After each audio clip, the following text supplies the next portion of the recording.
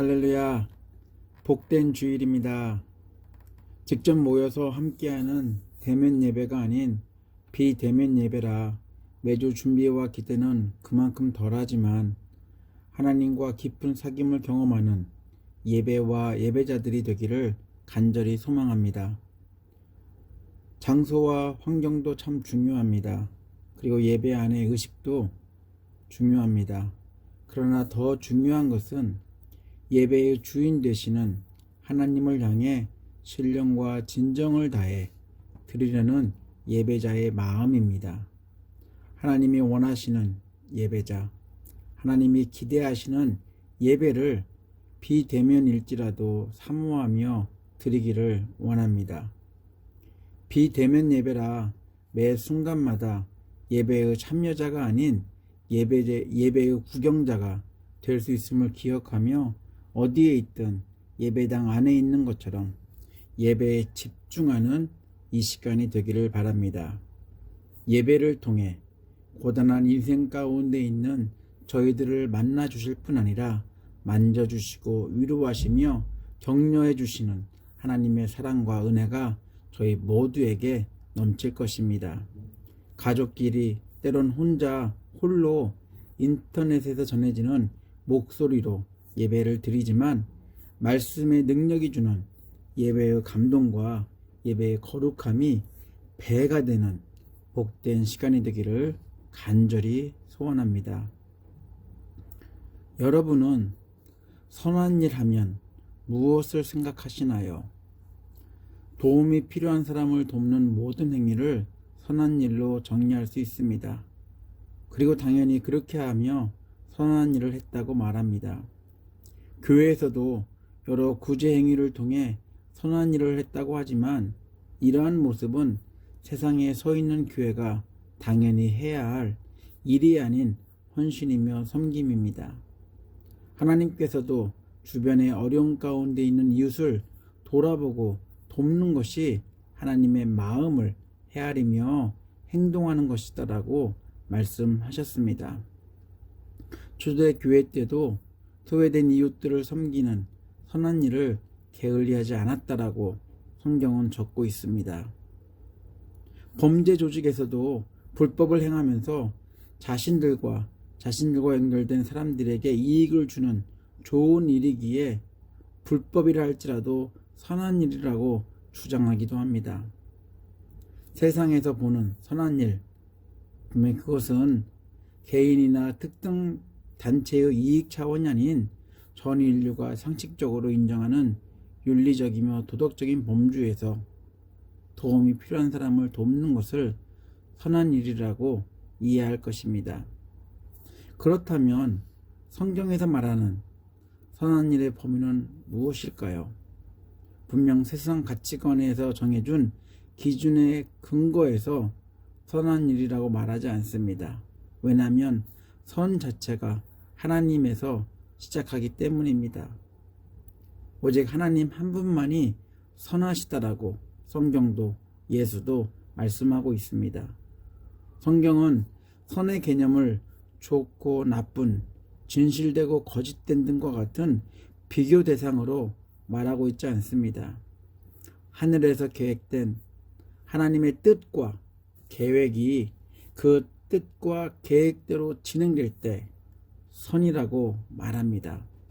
왜냐하면 하나님이 선한 계획을 하셨고 그 선한 계획이 하나님의 뜻대로 이루어져 가야 하기 때문입니다. 하나님이 천지창조를 하실 때 하나님의 뜻대로 말씀과 함께 하나씩 채워져 가는 모습을 보며 하나님은 보기 좋았다라고 말씀하셨습니다. 여기에서 표현된 보기 좋았다라는 이 좋았다가 바로 선의 개념과 동일한 의미를 가지고 있습니다. 이러한 관점에서 하나님 보시기에 좋은 하나님의 뜻을 담고 있는 것이 선이고 또한 하나님의 뜻대로 행동하는 것이 바로 선한 일이 됩니다. 선한 일은 어떤 윤리적, 도덕적 선한 행위가 아니라 의롭지 못한 저희들이 선한 하나님의 뜻이 담긴 하나님의 주신 계명을 지킴으로 조금이나마 선하신 하나님께 가까워지려는 행위입니다. 세상에 사는 선한 일은 분명 사람들로부터 칭찬을 듣습니다. 또한 사람들의 관심을 더 받기 위해서 선한 일을 무리해서 하는 사람들도 있습니다. 또한 이런 일들을 통해서 사람들의 인생을 변화시키는 경우들도 주변에 참 많이 있습니다. 그러나 그것들은 생명을 주지는 못합니다. 생명을 얻을 수 있는 유일한 방법은 하나님의 뜻이 담긴 하나님의 계명을 잘 지키는 이 선한 일을 하는 것입니다. 성경에서 말하는 선은 단순히 착한 일, 구제하는 일이 아니라 하나님과 연결된 단어임을 저희들은 기억해야 할 것입니다. 사람을 기쁘게 하는 그런 선도 참 필요하지만 무엇보다도 하나님을 기쁘시게 하는 선이야말로 내 영혼을 살리는 선한 일이 되는 것입니다. 하나님의 계명을 어릴 때부터 잘 지켜온 나름 선하다고 자부하는 한 젊은 사람이 오늘 본문에 등장합니다. 그 젊은 사람이 예수 앞에 나와 선생님, 내가 영원한 생명을 얻으려면 무슨 선한 일을 해야 합니까? 라고 질문을 합니다. 선생이라 부르며 예수 앞에 나와왔지만 존경을 담은 존칭의 표현이 아니라 그냥 무리의 우두머리 정도로 인정해주는 표현 방법입니다. 그렇다면 젊은이는 왜 탐탁이 여기지 않는 예수 앞에 왔으며 어떤 의도를 가지고 예수에게 이런 질문을 했을까요? 정말 영생을 얻는 방법을 몰라 절실한 마음으로 원하는 답을 얻기 위해 의문을 가지고 이 질문을 예수께 던졌을까요? 아니면 영생을 어떻게 얻는지 알고 있음에도 자신이 알고 있는 답에 대한 확신을 받기 위해 이러한 질문을 예수께 했을까요? 여러분은 어느 쪽에 더 가까운 질문이라고 생각하시나요? 젊은이와 예수의 대화를 살펴보면 젊은이는 답을 알고 있는 것 같습니다. 정말 몰랐다면 대화 가운데 긴장감과 갈급함이 있어야 할 것입니다. 그러나 전혀 그러한 모습이 보이지 않습니다. 도리어 더 필요한 게 있나요? 라고 예수께 물어봅니다. 그렇다면 젊은이의 질문은 영적 갈급함보다는 자신의 종교적 열심이 이 정도면 충분하다는 것을 보여주기 위한 질문이었음을 우리가 알 수 있습니다. 또한 예수 앞에 나온 이유도 그것을 확인하고 싶어서 였음을 보여주고 있습니다. 젊었음에도 불구하고 부자였다는 사실, 그것도 우리가 눈여겨볼 필요가 있습니다. 왜냐하면 그의 열심, 그 열심이 하나님의 축복이라는 이 부자라는 것과 동일한 선상에 있음을 암시하고 있기 때문입니다.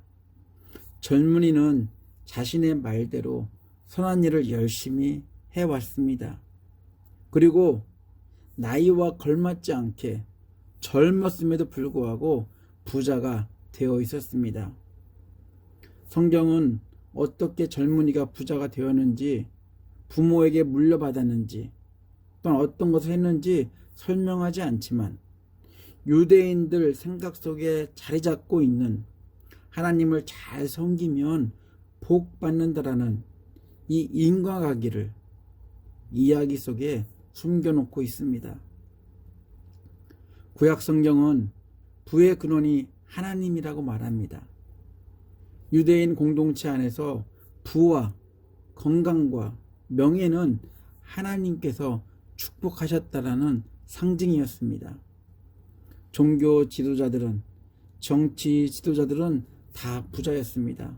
어떻게 부자가 되었는지는 관심이 없고 부 자체에, 명예 자체에 의미를 부여하며 이러한 모든 것들은 하나님을 잘 섬긴 결과, 곧 하나님의 축복이라고 생각했고 쉽게 말을 했습니다.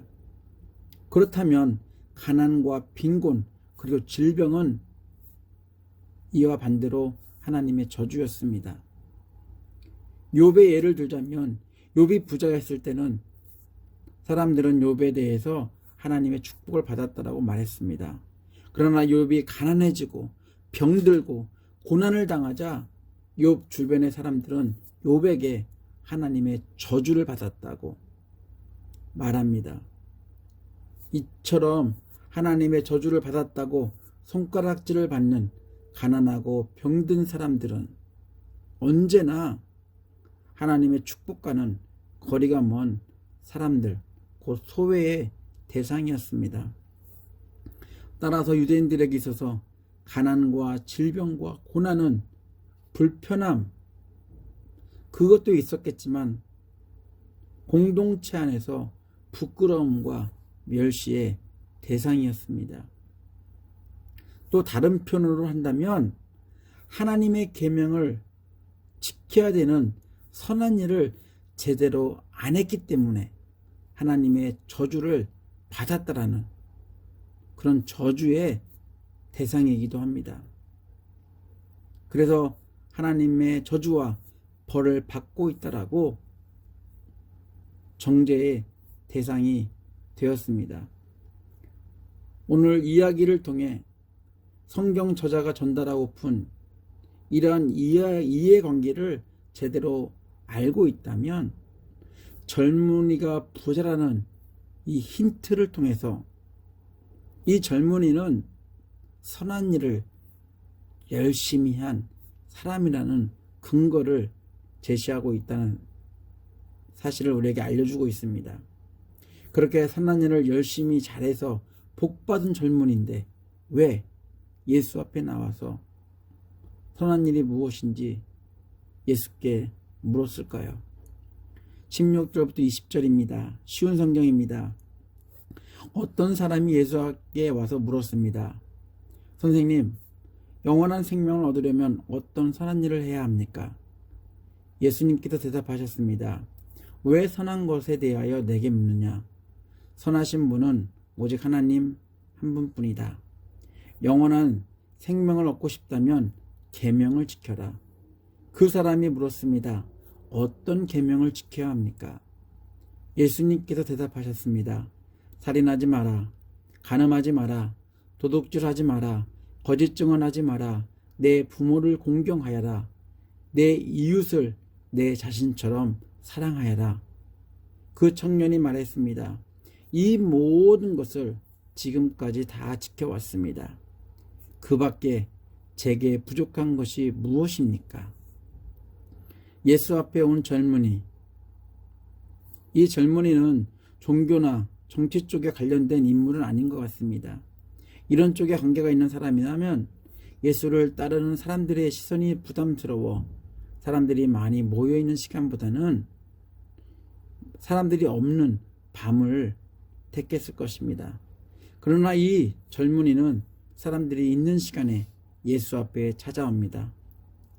비록 젊었지만 그의 행동에는 떳떳함과 당당함이 묻어 있습니다. 더 중요한 것은 젊은이가 진짜 선한 일이 궁금해서 예수에게 질문하고 있지 않다는 사실입니다. 영생을 얻고자 하는 영적인 갈급함도 젊은이의 언어 속에는 발견하지 못합니다. 그렇다고 예수를 시험하려고 하는 것도 아닌 것 같습니다.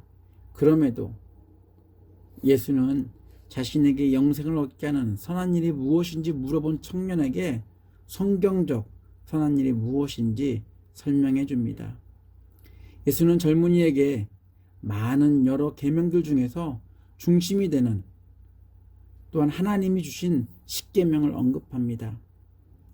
젊은이가 예수에게 선한 일을 질문했기에 예수는 하나님과의 관계 부분보다 삶에 관련된 사람들과의 관계를 나눈 계명들을 젊은이에게 말해줍니다. 당연히 하나님과 관련된 계명들은 무엇보다 더 잘 지켰을 것입니다. 그래서 예수는 살인하지 마라, 간음하지 마라, 도둑질하지 마라, 거짓 증언하지 마라, 내 부모를 공경하여라. 그리고 이 모든 것들을 포괄하는 내 이웃을 내 자신처럼 사랑하라고 말씀하십니다. 예수가 말하는 선한 일은 문자적으로 철저하게 손가락 하나도 사용하지 않고 잘 지키는 게 중요한 게 아니라 삶 속에서 마음을 다해 하나님의 뜻이 담긴 하나님의 계명을 잘 헤아리며 실천하고 행동하는 것입니다. 예수의 대답에 대해 젊은이는 예수님이 말씀하시는 이 계명들을 다 지켰다라고 응답합니다. 다른 복음서를 보면 이 젊은이는 어려서부터 이 계명들을 지켰다고 쓰고 있습니다. 그렇다면 오랫동안 선한 일을 해온 것입니다. 젊은이에게 예수가 언급한 선한 일은 자신이 꾸준히 지켜온 새로운 것이 아니었습니다. 그래서 이렇게 대꾸합니다. 이 모든 것을 지금까지 다 지켜왔습니다. 그리고 한 문장을 더합니다. 그 밖에 제게 부족한 것이 무엇입니까? 여기까지만 보면 젊은이는 선한 일을 제대로 해온 사람입니다. 마음이 어떻든 문자적으로 계명들이 말하는 것들을 하나의 실수 없이 철저하게 지켜온 사람이었습니다. 그렇기 때문에 이래도 부족한 부분이 있을까요? 라고 예수께 질문을 합니다. 자신이 어릴 때부터 지켜온 선한 일에 대한 당당함과 자신감이 예수에게 대꾸한 이 표현 안에 담겨 있습니다. 한편으로는 더 이상 선생이라 불리는 예수에게 들을 대답이 없을 것이라고 생각했을 것입니다. 왜냐하면 자신이 생각했던 대답을 예수가 말했기 때문입니다. 그리고 그것들은 젊은이가 지금까지 해왔던 것들입니다. 이때 예수는 하나님의 뜻이 담긴 하나님의 계명을 문자가 아닌 마음으로 잘 지켜왔는지 의미심장한 요구를 젊은이에게 합니다. 이 예수의 요구는 젊은이가 이전까지 생각해 보지 않았던 선한 일의 또 다른 의미였습니다. 젊은이는 그 요구를 감당할 수 없었습니다. 왜냐하면 젊은이가 지금까지 지켜오며 판단한 하나님의 계명대로 사랑해야 할 이웃은 예수가 언급하고 하나님의 계명이 제한하는 이웃과는 달랐기 때문입니다. 선한 일을 잘하고 있다고 자부심을 갖고 있던 젊은이는 기대하지 못했던 예수의 요구를 듣고 근심 가운데 예수를 떠납니다. 다른 성경 번역본에서는 젊은이가 기운이 빠져 슬퍼하며 떠났다고 적고 있습니다. 21절부터 22절입니다. 새 번역입니다. 예수께서 그에게 말씀하셨다. 내가 완전한 사람이 되려고 하면 가서 내 소유를 팔아 가난한 사람에게 주어라. 그리하면 내가 하늘에서 보화를 차지하게 될 것이다. 그리고 와서 나를 따르라. 그러나 그 젊은이는 이 말씀을 듣고 근심을 하면서 떠나갔다. 그에게는 재산이 많았기 때문이다. 그동안 젊은이는 자신이 살아오면서 한 선한 일은 영생을 얻기에 충분하다고 자기 확신 가운데 살고 있었습니다. 예수를 만나기 전까지 선한 일의 진짜 의미를 제대로 알지 못했습니다. 언제나 그래왔듯이 주변의 이웃과는 상관없이 나 스스로만 계명에 위배되지 않으면 된다고 생각했을 것입니다. 또한 젊은이의 부가 선한 일의 결과였기에 아무런 거리낌 없이 살았을 것입니다. 그런데 예수의 가르침은, 예수의 요구는 우리가 스스로 판단하는 인과 관계 안에 갇혀 하나님의 계명을 지키는 것보다 하나님의 계명 안에 담겨 있는 하나님의 뜻, 선하신 하나님의 뜻을 헤아리고 하나님의 뜻대로 살라고, 바로 그것이 선한 일이다라고 말씀하고 있습니다. 하나님이 주시고자 하시는 복은 물질이나 건강이 아니라 하나님과 동행하는 삶. 그래서 소유를 팔아 가난한 사람에게 주고 나를 따르라고 예수님은 이 젊은이에게 요구합니다. 물질과 동행하며 물질을 주시는 우상이 되어버린 하나님을 섬기는 게 아니라 하나님과 동행하며 영생을 주시며 하늘 보화를 약속하시는 하나님을 따르라고, 하나님의 뜻을 이루신 예수 그리스도를 따르라고 말씀하고 있습니다. 영생을 얻기 위해 무슨 선한 일을 해야 할까요? 라고 물어보는 젊은이처럼 저희들도 똑같은 질문을 할 수 있습니다. 그때 예수의 대답은 젊은이에게 한 것과 동일한 대답을 해주실 것입니다. 믿음의 결과라고 믿는 것들은 세상에 소외된 사람들에게 나눠주고 선한 일을 완성하신 예수를 따르라. 예수는 하나님의 뜻을 이 땅에서 이루신 분이십니다. 오래전에 약속하신 하나님의 뜻을 이루시기 위해 예수는 이 땅에 오셔서 십자가를 지시고 죽음을 당하셨습니다. 하나님의 약속 성취를 기다렸던 사람들에게 죽음을 이기시고 부활하신 예수를 믿고 따르는 것이 영생을 얻을 수 있는 선한 일입니다. 사도 바울은 젊은이처럼 선한 일에 자부심을 갖고 있었던 사람이었습니다. 그러나 예수를 만난 뒤 선한 일을 대하는 그의 인생에 변화가 있었습니다. 빌립보서 3장 5절부터 11절입니다. 세 번역입니다. 좀 길지만 사도 바울의 고백이 저희들의 고백이 되었으면 좋겠습니다.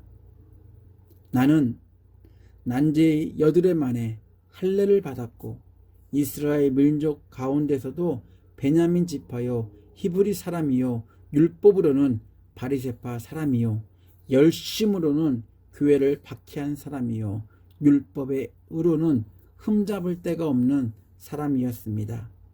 그러나 나는 내가 이루었던 것은 무엇이든지 그리스도 때문에 해로운 것으로 여기게 되었습니다.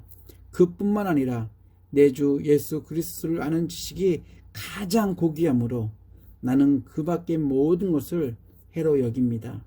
나는 그리스도 때문에 모든 것을 잃었고 그 모든 것을 오물로 여깁니다. 나는 그리스도를 얻고 그리스도 안에 있는 사람으로 인정받으려고 합니다. 나는 율법에서 생기는 나 스스로의 의가 아니라 그리스도를 믿는 믿음으로 말미암아 오는 의, 곧 믿음에 근거하여 하나님에게서 오는 의를 얻으려고 합니다. 내가 바라는 것은 그리스도를 알고 그분의 부활의 능력을 깨닫고 그분의 고난에 동참하여 그분의 죽으심을 본받는 것입니다. 그래야 나는 어떻게 해서든지 죽은 사람들 가운데서 살아나는 부활에 이르고 싶습니다. 젊은이는 열심을 다해 하나님의 말씀을 지키는 선한 행동을 어릴 때부터 해왔습니다.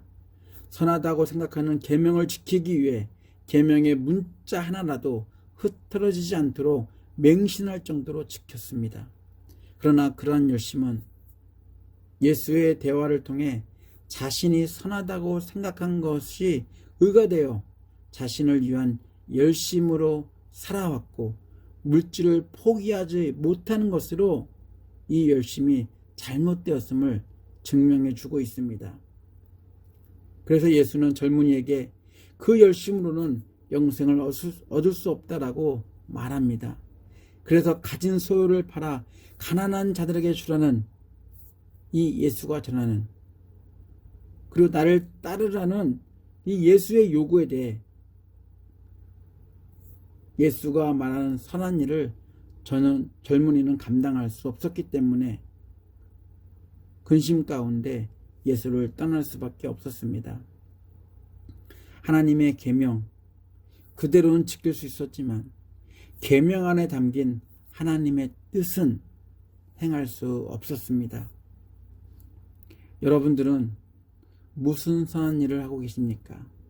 그리고 어떠한 보상을 기대하고 있으신지요?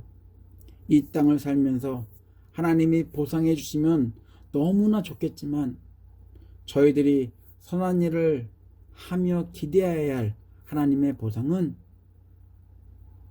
우리가 눈에 보이는 그것보다는 하나님과 날마다 동행하는 것, 예수의 제자로서 제자의 삶을 사는 것, 그리고 하나님이 약속하신 하늘에 준비해 주신 천국 보화가 되어야 할 것입니다. 예수는 지금도 선한 일의 기준이 내가 아니라 하나님의 뜻을 헤아리는 것이 되어야 한다고 저에게 말씀하고 있습니다. 오늘 말씀을 대하면서 부자들은 부담스럽고 가난한 사람들은 좋아할 수 있습니다. 그러나 근본적으로 오늘 말씀은 부자와 가난한 것에 대한 얘기가 아니라 제자도에 관련되어 나온 이야기임을 저희들이 꼭 기억해야 할 것입니다. 예수의 제자가 되는 것은 하나님의 뜻을 헤아리고 하나님의 뜻대로 사는 선한 일을 하며 사는 것입니다. 그렇다면 하나님의 뜻을 이루신 예수를 믿고 섬기는 것은 당연히 저희들의 제자된 저희들의 선한 일이 되어야 할 것입니다. 저희들은 성경 본문에 나온 젊은이의 삶을 선호합니다. 그리고 젊은이처럼 살고자 합니다. 예수도 믿고 부자도 되고 싶어 합니다. 선한 일을 한다고 자부했던 젊은이는 예수가 요구한 선한 일 때문에 근심하고 돌아갔습니다. 저희들 역시 우리가 가지고 있는 것을 포기하라고 한다면 근심할 것입니다. 그러나 삭개오라는 부자는 이 예수의 요구에 기쁜 마음으로 선한 일을 실천하며 예수 앞에 나왔습니다. 초대교회 성도들도 서로의 소유를 통용하고 공유하며 제자로서 선한 일을 했습니다. 내 이웃을 내 몸처럼 사랑하는 선한 일은 예수의 제자가 해야 할, 저희들이 해야 할 일입니다. 예수는 선한 일보다는 다른 것들에 관심을 가지려는 저희들에게 우리의 우상이 되어 가는 것들을 섬김과 헌신으로 이웃들과 나눠버리고 생명을 주시는 예수를 따르라고 말씀합니다. 예수를 따르며 세상에서 소외된 이웃들을 섬기는 선한 일을 제대로 잘 행하는 예수로 제자로 사는 성도님들이 되시기를 예수 이름으로 축원합니다. 같이 기도합니다. 하나님, 저희들은 젊은이처럼 선한 일을 잘하고 있다고 생각하며 살아왔습니다. 그래서 복받고 잘 살고 있다라고 그것에 자부심을 갖고 있었습니다. 그러나 오늘 말씀을 통해 내가 해왔던 선한 일들은 나를 위한 선한 일들이었음을 깨달았습니다. 나누고 베풀기에 궁색하고 인색했습니다. 이웃을 돌아보기보다는 나를 위한 이웃을 찾아 그들과 교제하며 살았습니다. 오늘 예수는 제자로서 해야 할 선한 일이 무엇인지, 영생을 얻게 하는 선한 일이 무엇인지 가르쳐 주셨습니다. 이제부터 예수의 가르침대로 제자의 삶을 사는 저희들이 될 수 있도록 도와주시옵소서. 부족하고 연약하지만 하나님의 뜻을 제대로 헤아리며 이 땅에 사는 동안 하나님의 뜻이 이루어지도록 선한 일에 힘쓰는 저희들이 제자들이 될 수 있도록 도와주시옵소서. 저희들을 제자 삼아 주신 예수 그리스도 이름으로 기도합니다. 아멘. 지금은 영원전에 계획하신 하나님의 뜻을 십자가에서 이루신 예수 그리스도의 은혜와 변함없이 하나님의 뜻이 담긴 약속을 지키시는 아버지 하나님의 극진하신 사랑과 올바른 하나님의 뜻을 분별하도록 도우시는 성령님의 감동 감화하심이 나를 위해 선한 일을 하는 게 아니라 하나님의 뜻이 이 땅에 이루어지도록 예수 그리스도의 제자로서 남겨진 선한 일을 감당하려고 결단한 예배자들 머리 위에, 가정 위에, 사업체와 교회 위에 함께 하시기를 간절히 축원하옵나이다. 아멘.